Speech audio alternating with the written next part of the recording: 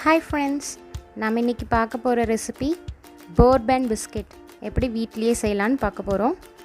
Bourbon biscuit பிடிக்காதவங்க யாருமே இருக்க முடியாது. அதை நம்ம இப்போ வீட்லேயே செய்ய போகிறோம். ரொம்ப டேஸ்டியாக ஈஸியாக செய்ய போகிறோம்.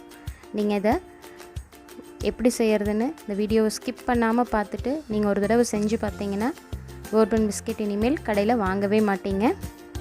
வாங்க ஃபஸ்ட்டு அதுக்கு என்னென்ன தேவையான பொருட்கள்னு பார்த்துக்கலாம்.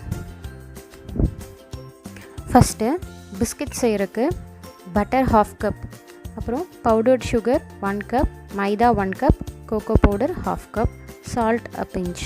இது மட்டும் நம்ம எடுத்துக்கிட்டால் போதும், பிஸ்கெட் செஞ்சிடலாம். நம்ம ஃபஸ்ட்டு அந்த 1 கப் சுகரை பவுடர் பண்ணி எடுத்துக்கலாம். மிக்சியில் போட்டு பவுடர் பண்ணி எடுத்தாச்சு. இப்போது பட்டரை ஒரு பவுலில் போட்டுக்கலாம். 1/2 கப் பட்டர் எடுத்துகிட்டு நல்லா பீட் பண்ணிக்கோங்க. ரூம் டெம்பரேச்சரில் முதல்ல எடுத்து வச்சுருங்க. ஃப்ரீசரில் இருந்துச்சுன்னா நல்லா பீட் பண்ணிக்கோங்க. ஒரு 5 மினிட்ஸ் கிட்ட நல்லா பீட் பண்ணணும். இப்போ நல்லா பீட் பண்ணியாச்சு. பாருங்கள், நல்லா க்ரீமியாக வந்துருச்சு. இப்போ நம்ம எடுத்து வச்சுருக்க சுகரை கொஞ்சம் கொஞ்சமாக ஆட் பண்ணி அந்த பட்டரோடு சேர்த்து நல்லா பீட் பண்ணிக்கோங்க. எந்த வித லம்ஸும் ஃபார்ம் ஆகாமல் நல்லா க்ரீமி டெக்ஸ்சருக்கு நல்லா பீட் பண்ணிக்கோங்க. பாருங்கள், இந்த மாதிரி நல்லா பீட் பண்ணிட்டு இப்போ நம்ம மீதி எடுத்து வச்சுருக்க இன்னும் கொஞ்சம் சுகரையும் ஆட் பண்ணிவிட்டு 1 கப் மைதாவையும் அது கூட ஆட் பண்ணிக்கலாம். இப்போது 1/2 cup cocoa powder, pinch of salt, இது எல்லாத்தையும் ஒன்றா ஆட் பண்ணிவிட்டு நல்லா கலந்து விட்டுக்கோங்க. நல்லா மிக்ஸ் பண்ணதுக்கப்புறமா ஒரு 4 டேபிள் ஸ்பூன் மில்க் ஆட் பண்ணி அதை நல்லா மிக்ஸ் பண்ணிவிட்டு கையை வச்சு நல்லா பிணைஞ்சு எடுத்துக்கணும். விஸ்கில் பிணைய முடியாது, அதனால் நம்ம அதைய கையில் பிணைஞ்சால் தான் நல்லா பிஸ்கெட் டவ் வந்து நல்லா கிடைக்கும். நல்லா பிணைஞ்சிக்கோங்க. சாஃப்டாக பிணைஞ்சதுக்கப்புறமா அதை ஒரு பட்டர் ஷீட் மேலே எடுத்து வச்சுக்கோங்க. இப்போ அது மேலே இன்னொரு பட்டர் ஷீட் ப்ளேஸ் பண்ணி சப்பாத்தி தேய்க்கிற அந்த கட்டை வச்சு நல்லா ப்ளைனாக தேய்ச்சிக்கோங்க. ஃப்ளாட்டாக நல்லா அமுத்தி தேய்ச்சிக்கோங்க. பட்டர் ஷீட் இல்லைன்னா பிரச்சனை இல்லை. நீங்கள் நார்மலான ஏதோ சர்ஃபேஸ் சப்பாத்தி கல் இருந்தால் கூட நார்மலான சப்பாத்தி கல்லை வச்சு தேய்ச்சிக்கலாம். பட்டர் நெய் இதை தொடவி இப்போ ரஃப் எட்ஜஸ் எல்லாம் கட் பண்ணி எடுத்துக்கலாம். பாருங்கள், ரஃப் எட்ஜஸ் எல்லாம் கட் பண்ணி எடுத்தாச்சு. இப்போ நம்ம போர்பன் பிஸ்கெட் ஷேப்புக்கு கட் பண்ணணுங்கிறதுக்காக நான் ரூலர்ஸ் யூஸ் பண்ணியிருக்கோம். ஸ்டீல் ஸ்கேல் தான், நம்ம நார்மலாக வீட்டில் வச்சுருப்போம் இல்லைங்களா, அந்த ஸ்டீல் ஸ்கேல் யூஸ் பண்ணி தான் நாங்கள் கட் பண்ணோம்.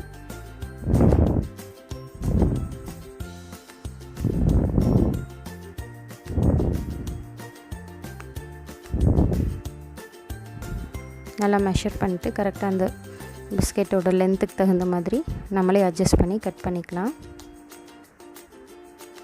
நைஃப் வச்சு கூட கட் பண்ணணும் அவசியம் இல்லை. ஸ்டீல் ஸ்கேல் இருந்தால் அப்படியும் கூட இந்த மாதிரி ப்ளேஸ் பண்ணி கட் பண்ணிக்கலாம், ஈஸி. இப்போது நம்மளோட பிஸ்கெட்ஸ் ரெடி ஆயிடுச்சு. இப்போது போர்பன் பிஸ்கெட்டோட ஐடென்டிட்டியே அந்த ஹோல்ஸ் தான், ஓட்டை ஓட்டையாக இருக்கும். அது மேலே சுகர் ஸ்ப்ரெட் பண்ணியிருப்பாங்க. இப்போ அதை தான் நம்ம பண்ண போகிறோம். அந்த ஓட்டைக்கு நம்ம ஃபோர்க் வச்சு நல்லா லைட்டாக ப்ரெஸ் பண்ணி விட்டுக்கிறோம். இந்த மாதிரி ப்ரெஸ் பண்ணி கொடுக்கும்போது நம்மளுக்கு போர்பன் பிஸ்கெட் டைப்பில் ஹோல்ஸ் ஃபார்ம் பண்ணிட்டோம். இப்போது ஒரு ட்ரே எடுத்து பட்டர் ஷீட் ப்ளேஸ் பண்ணிவிட்டு அது மேலே நம்ம ரெடி பண்ணி வச்சுருக்க அந்த பிஸ்கெட்ஸை வச்சிடலாம். இப்போது அது மேலே சுகர் ஸ்ப்ரெட் பண்ணிவிட்டு லைட்டாக ஸ்பூனை வச்சு அமுத்தி விட்டுக்கலாம். சுகர் வந்து இதாகாமல் இருக்கிறக்காக அமுத்தியாச்சு. இப்போ நம்ம பேக் பண்ணிக்கலாம். 180 டிகிரியில் 14 மினிட்ஸ் வைக்க போகிறோம். 14 மினிட்ஸ்க்கு அப்புறம் நம்ம பிஸ்கெட் ரெடி ஆயிடுச்சு. நல்லா கிறிஸ்பியாக இருக்குது. பாருங்கள்,